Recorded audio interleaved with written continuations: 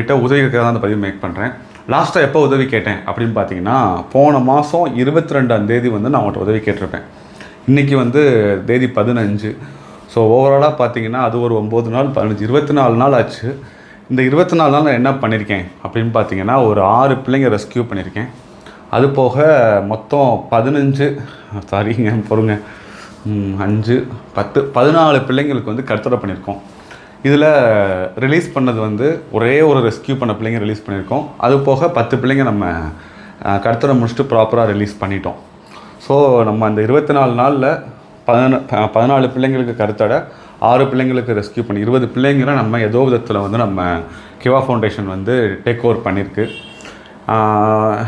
ஷெல்டரில் work நடந்துகிட்ருக்கறனால கொஞ்சம் ரெஸ்கியூவை increase பண்ணியிருக்கலாம். But ஆனால் முடியல. ரெஸ்கியூவை பொறுத்த வரைக்கும் ஒரு சாதாரண தூக்கணும், அவங்களோட காமிச்சோம், அப்படியே விட்டுட்டோம் அப்படிங்கிற உடன்பாடு எனக்கு கிடையாது.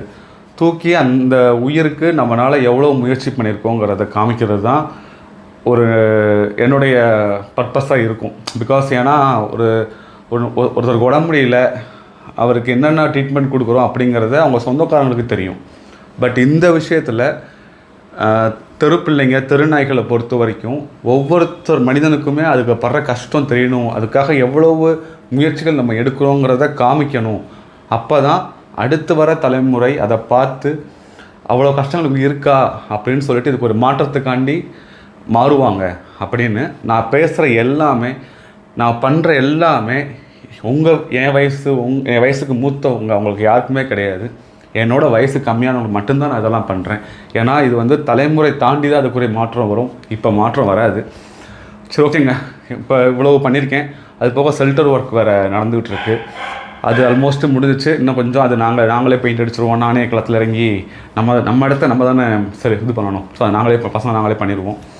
கொஞ்சம் உதவி பண்ணுங்கள். நீங்கள் பண்ணுற உதவி ஒவ்வொரு மாதமும் எவ்வளோ பண்ணிக்கிறதுங்கிறத நான் காமிக்கிறதுக்கு எனக்கு ரொம்ப ஹெல்ப்ஃபுல்லாக இருக்கும். அப்போ தான் நமக்குள்ள ஒரு இன்ட்ராக்ஷன் வந்து ஃபோனில் பேசுகிறத விட இந்த மாதிரி விஷயங்கள் பேசும்போது ரொம்ப ஹெல்ப்ஃபுல்லாக இருக்கும். நன்றிங்க.